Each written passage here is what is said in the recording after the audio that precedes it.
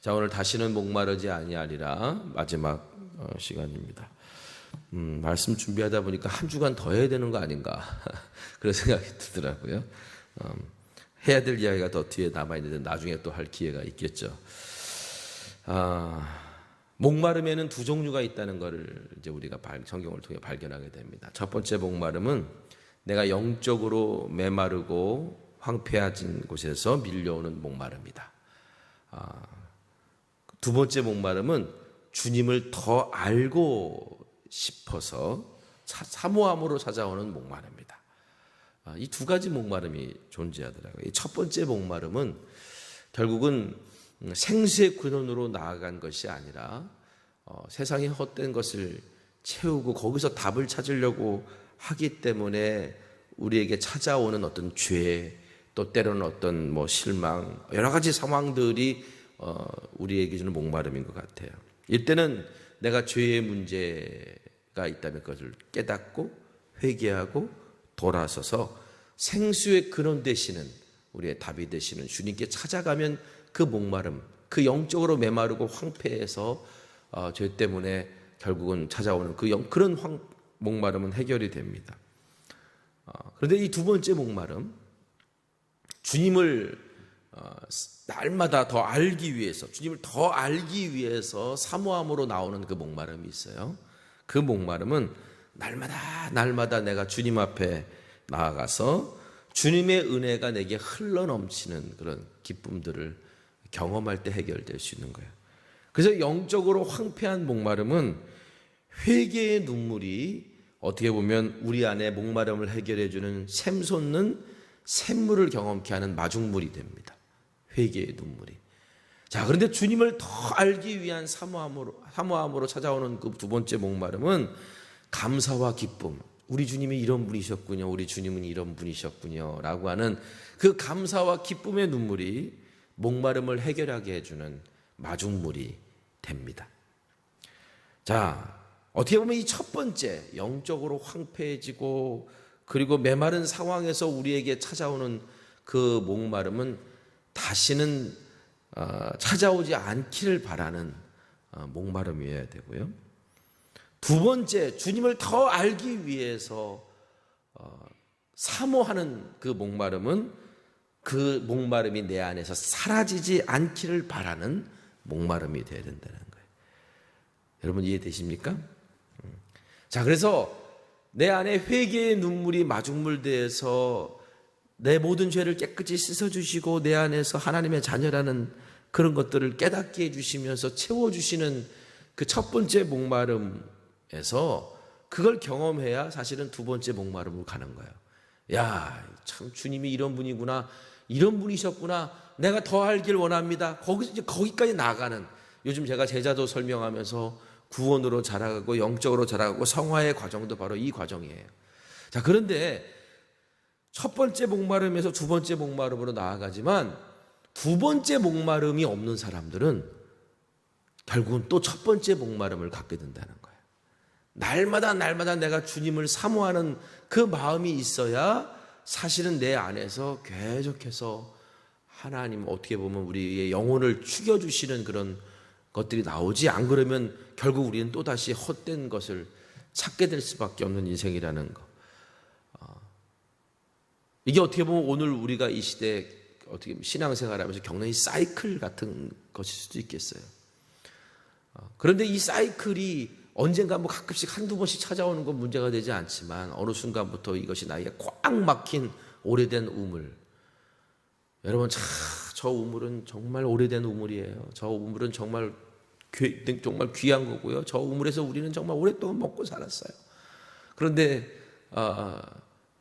이제 동네에 수도가 들어왔고 동네에 뭐가 들어와서 더 이상 그 우물을 쓰지 않게 되면 보통 이제 우물을 덮어놓잖아요.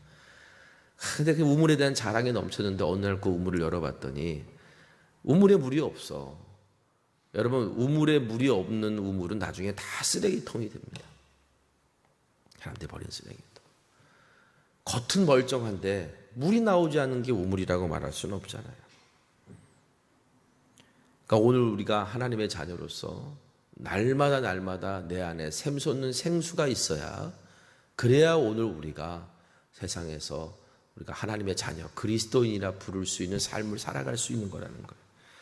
수가성 여인은요, 이 첫 번째 목마름을 해결하지 못했고, 그래서 그냥 야곱의 우물을 찾아서 예수님께서 지적해 주셨던 대로 자신을 세상에서 보호해 줄 수 있는 것은 남편밖에 없어. 남편밖에 없어. 이 여인에겐 그것이 자기를 보호해 주는 거였어요. 남편에게 5번 버림받았는데도 또다시 그렇게 찾아갈 수밖에 없는 거는 이 세상에서 자기가 안전하게 살고 보호받는 것은 그 방법밖에 없기 때문에 거기로 찾아갔던, 어떻게 보면 힘겹게 야곱의 우물을 찾아가듯이, 사람들의 눈을 피해 찾아가듯이, 그렇게 여기서 답이 없는 줄 알면서도 거기를 찾아갈 수밖에 없는 허망한 인생을 이 수가성 여인이 살고 있었는데요. 그 어느 날 이 여인에게 예수님이 찾아오셨고, 그 간절함과 그 갈급함을 해결해 주시려고 주님이 찾아오셨을 때, 이 수가성의 여인은 다시는 목마르지 않는 생수를 주시겠다고 약속하신 생수의 근원이 되시는 주님을 만날 수 있었습니다.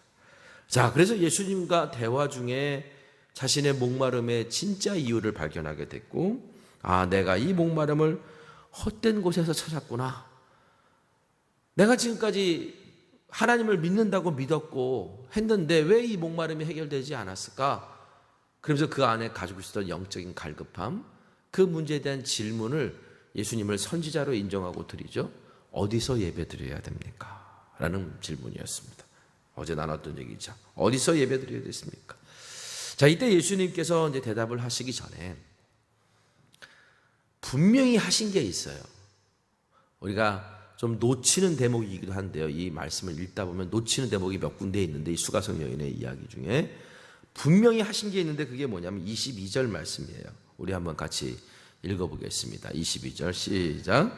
너희는 알지 못하는 것을 예배하고 우리는 아는 것을 예배하노니 이는 구원이 유대인에게서 남이라. 예수님이 어디서든지 예배해도 좋다라고 하는 그것이 중요한 것이 아니다라는 말씀을 하시기 전에 수가성 여인에게 먼저 하신 얘기예요. 그러니까 모세 오경만 믿고 그것에 근거해서 사마리아 오경을 만들어서 그리심산의 성전이 사실은 성경에서 하나님이 말씀하신 성전이 지어지는 곳이야 라고 그렇게 예배하는 것, 그러니까 하나님의 말씀 중에 어느 한 부분만을 믿고, 실제로 많은 이단들 가운데는 또 구약은 인정 안 하고 신약만 인정하는 이단도 있고, 신약은 중요하게 여기지 않고 구약만 막 강조하는 게 있고, 우리도 신앙도 보면은 저기 구약을 아예 무시해버리고 신약만 막 얘기하는 사람들이 있고, 또 때로는 구약에 대해서 뭐 그런 제사장이에요 뭐예요 막 이렇게 얘기하면서 결국 그리스도에 대한 중심은 빗나가 있는 사람들도 있고 막 그렇거든요. 그러니까 성경은 전체 하나님께서 가지고 계시는 그 전체의 계시를 통해서 우리가 거기서 우리의 신앙을 만들고 신앙의 틀을 잡아야지, 자기들 이 사마리아 사람들처럼 자신들의 정치적인 문제, 자신들의 이익 문제, 또 자신들의 어떤 하나의 정통성의 문제, 뭐 이런 것을 대변해주는 성경, 대변해주는 사마리아 오경만 자신들의 성경으로 받아들이고, 그렇지 않은 건 하나님 성경으로 받아들이지 않았던, 그런 것에 근거해서 어떤 자신들의 신앙의 기초를 삼았던 하나님의 말씀을 취사 선택해서 그렇게 해서 자기 편의대로 내 주장이 하나님의 말씀에 근거한 것이 돼야 되는데, 내 주장을 하나님의 말씀으로 설명하려고, 하나님의 말씀으로 그냥 어떻게 보면 대변하려고 하는, 합리화시키려고 하는 어떤 하나의 그런 신앙의 태도, 이거는 결국 무지에서 비롯된 예배다. 그러니까 사마리아 여인이 너희들이 드리고 있는 예배는 사실은 무지다, 하나님을 예배하는 예배가 아니었다라고 하는 이야기를 예수님이 먼저 하세요. 그러면서 구원은 유대인에게서 난다라는 이야기를 하신다니까요. 그러면 지금 예루살렘에서 예배 드리는 게 맞다, 네 질문에 대한 답을 내가 한다면 라고 말씀하니까 사마리아 사람들의 선택은 잘못된 거라는 얘기를 분명히 못 박으십니다. 자, 저는 이 대목을 이렇게 보면서 이미 예수님은 새로운 답을 주시려고 그래요. 새로운 답을. 그 새로운 답이 뭐냐면 어디서든지 예배하는 거 그건 별로 중요한 게 아니야. 예배의 핵심은 그게 아니야. 이 얘기를 하시려고 하는 답을 가지고 계시는데 왜 사마리아 사람들 너희들은 무지에서 비롯된 예배를 드렸고 유대인들은 지식에 근거한 예배를 드렸는데 구원은 유대인에게 난다는 얘기를 굳이 하실 필요가 있었을까요? 만약에 제가 그 상황이었다, 제가 예수님은 아니지만 그 상황이었다면 그냥 보통 그렇게 해요. 어차피 답은 이건데 이 사람들이 이렇게 해놓고 굳이 이 잘못을 들춰내서 이렇게 해서 상처를 주고 괜히 불편한 마음 갖게 해서 괜히 나 싫어요 삐져요 그래서 가게 하는 것보다 차라리 잘 달래려면 이것도 좋고 저것도 좋으니까 그냥 그렇게 하자라고 대부분 다 그렇게 선택하는데 우리 예수님은요 은혜를 위해서 진리를 훼손하시지 않았다는 거예요. 지금 유대인들의 문제도 있어요. 유대인들은 진리를 위해서 은혜를 훼손했거든요. 진리를 지킨다고 은혜를 훼손해버리고 결국 형식의 종교를 남겨버렸는데 예수님은요 은혜를 위해서 진리를 훼손시키지 않았어요. 그리고 예수님은 은혜와 진리가 온전하게 균형 잡히게 사람들에게 다가오셨어요. 요한복음에 보면 1장에 보면 예수님은 예수님에게서 은혜와 진리가 나왔다라고 얘기를 해요. 그러니까 오늘 어떻게 보면 은혜와 진리는 어떻게 우리가 균형을 잡아야 됩니까? 신앙의 균형이 잡히려면 은혜와 진리가 균형 잡혀야 돼요.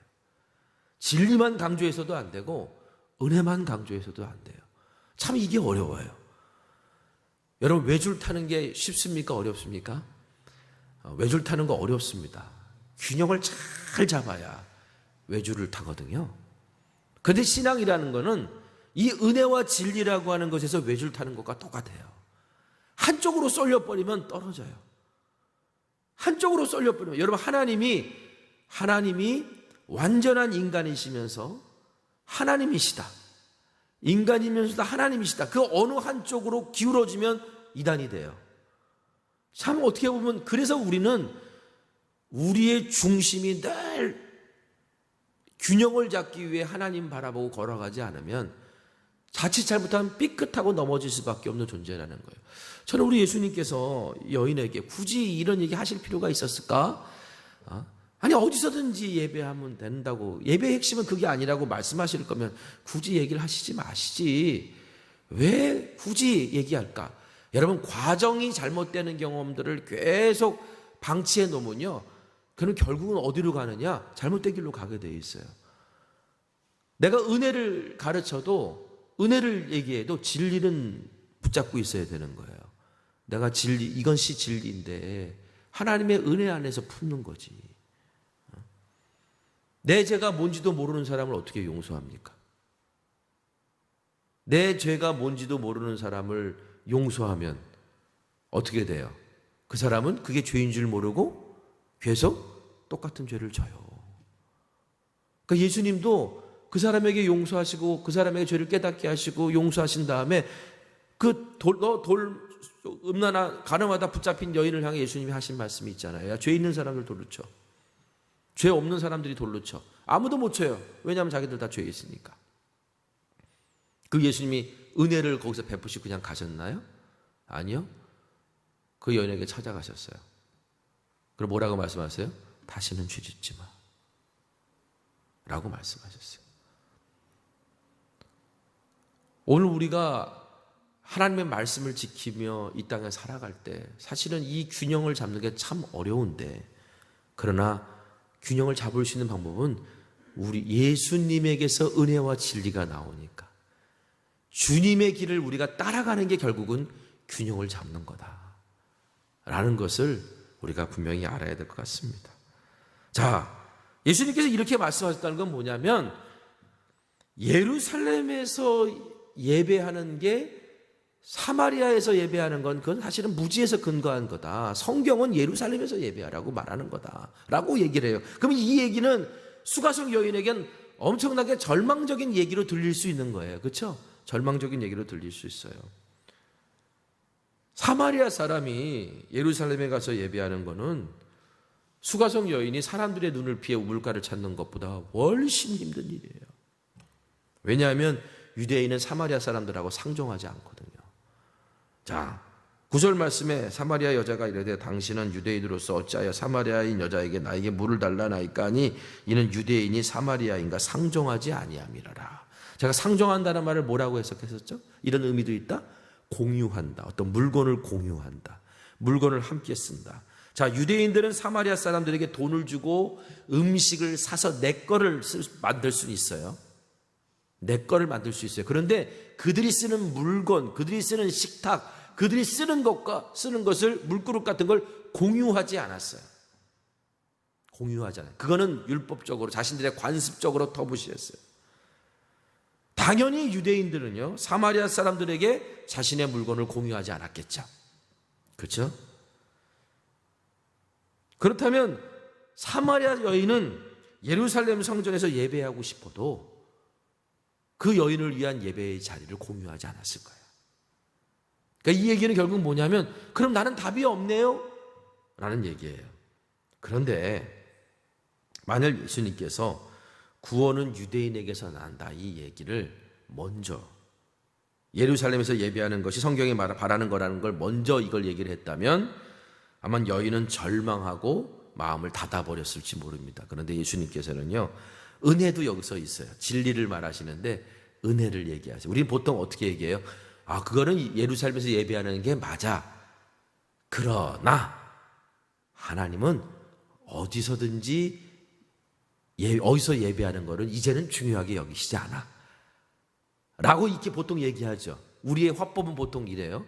예수님도 보통 우리는 다 이렇게 얘기해요. 진리를 얘기하고 은혜를 얘기해요. 그런데 예수님은 은혜를 얘기하고 진리를 얘기하세요.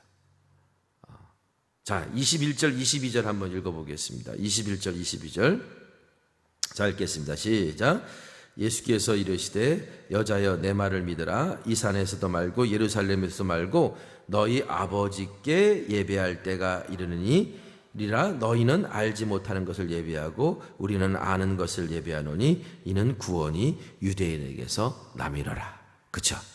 어디서 예배하는 게 맞습니까? 라고 물었더니 자, 이 산도 아니고 저 산도 아니고 너희가 아버지께 예배할 때가 이르니라. 어디서 예배하는 게 중요한 게 아니라 어떻게 예배할 때가 어떤 예배 때 어떻게 예배하는 것이 중요한 거다라는 걸 얘기를 먼저 하세요. 이건 은혜예요, 은혜. 그리고 나서 그런데 이제 너희는 무지한 것을 예배했고 그리고 유대인들은 아는 것을 예배했다. 구원은 유대인에게서 난다라는 진리를 얘기하세요.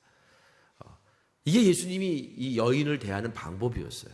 진리를 막 얘기해가지고 막 혼을 낸 다음에 은혜를 얘기하신 게 아니잖아요.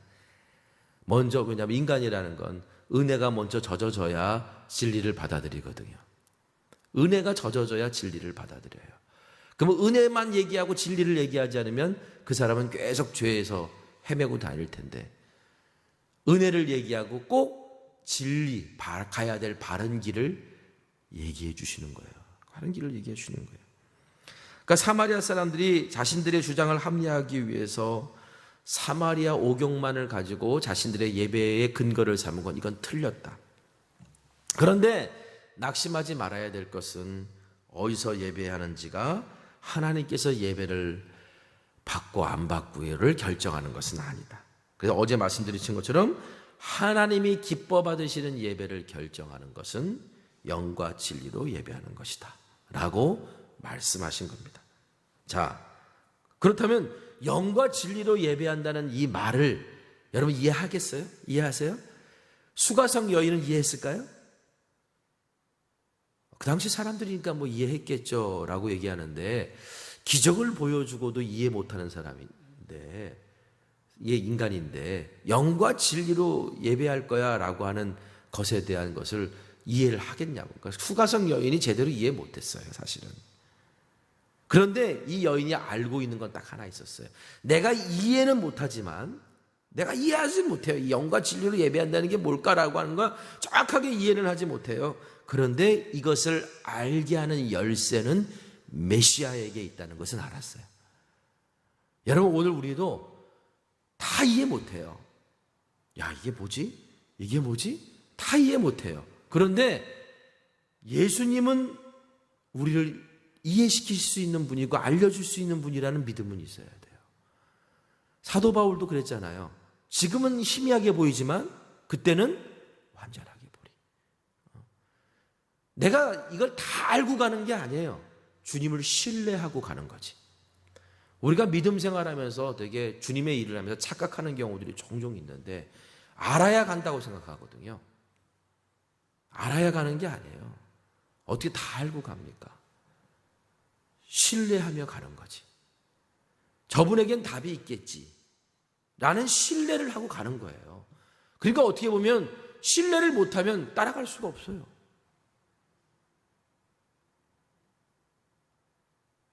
내 생각도 중요하고 내가 한 경험도 중요한데 이 길로 가는 게 과연 맞을까? 근데 저분이 저 길로 갈 때는 뭔가 길이 있으니까 가는 거거든요. 물론 잘못 갈 때도 많아요. 근데 우리 주님은 길이세요. 진리세요. 생명이세요.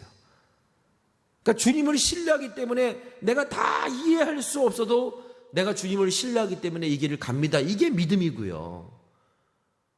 아브라함도 그래서 갈대아 우르를 떠난 거예요. 여러분, 어느 날 아브라함이 잠자고 있는데 꿈에 하나님께서 아브라함아 본토 친척 아비 집을 떠나 내가 지시할 땅으로 가라 라는 말씀을 어느 날 갑자기 했다고 아브라함이 짐 쌌을 것 같으세요? 성경은 왜 우리 그 종이로 접은 부채? 아니면 악기 어코디언 같은 거예요. 이게 어코디언 같은 거예요. 이거를 쫙 하고 펼치면 늘어나요. 그렇죠?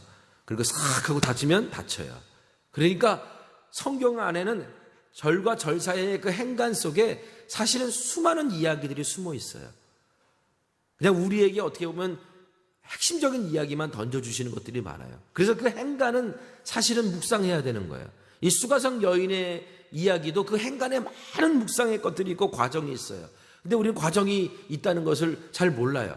그런데 묵상해 보면 아브라함도요, 하나님하고 어느 정도 그 갈대아 우르 땅에서 하나님하고 끊임없는 영적인 교제가 있었기 때문에 사실은 떠날 수 있었던 거지, 어느 날 계시받고 그냥 떠났던 건 아니라는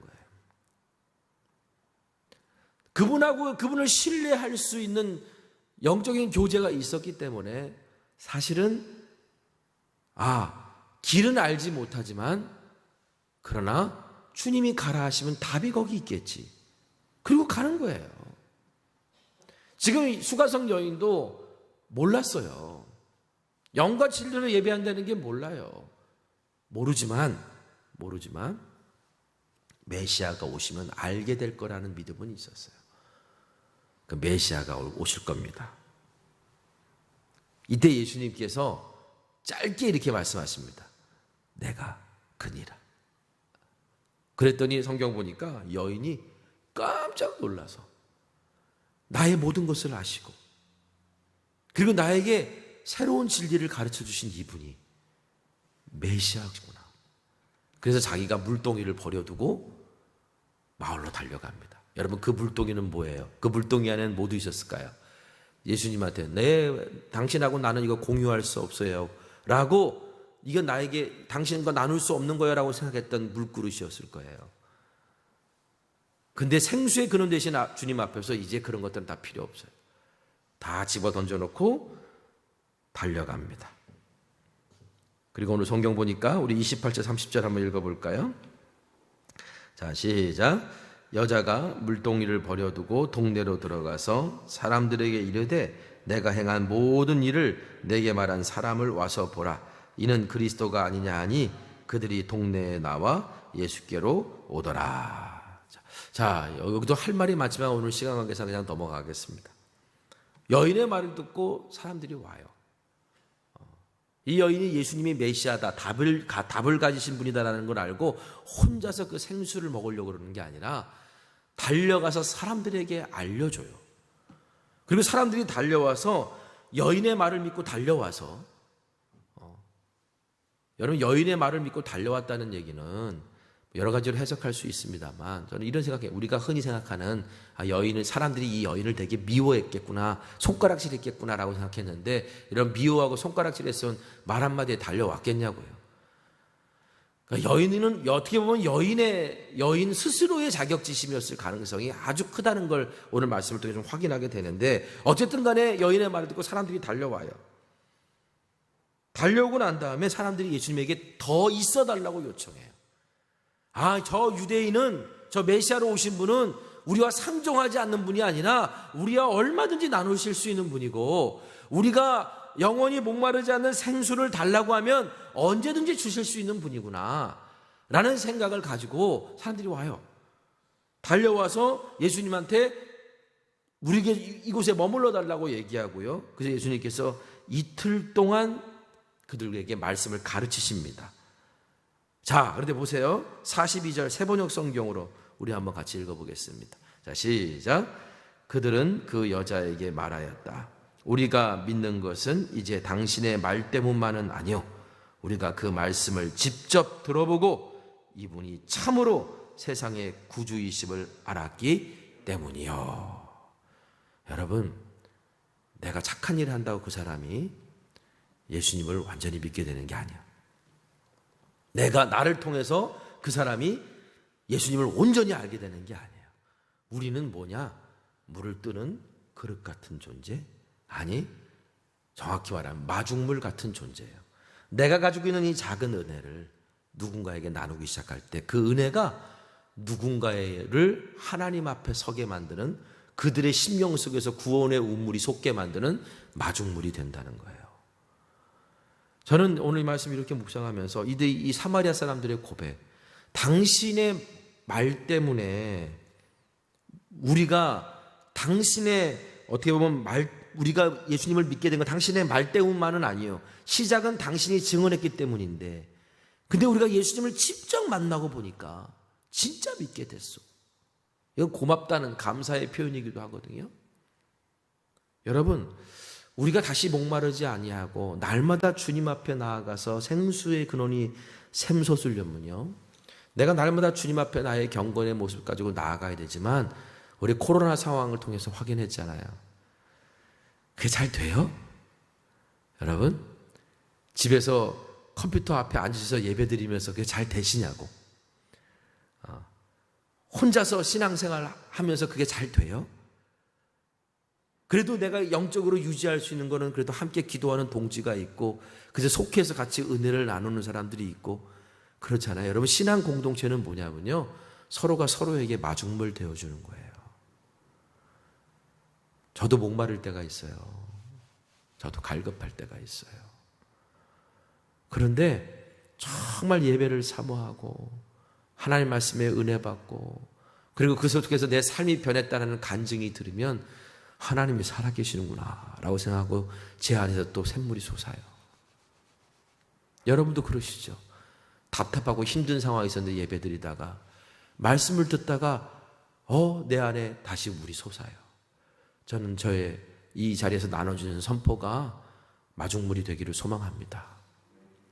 속해서 말씀의 은혜를 나누다가 저분은 저런 은혜를 나누네 라고 하면서 그게 마중물이 돼요. 우리 홈페이지에 댓글 쓰는 것도 어떻게 보면 그것도 누군가에게는 어마어마한 마중물이 될 수 있어요.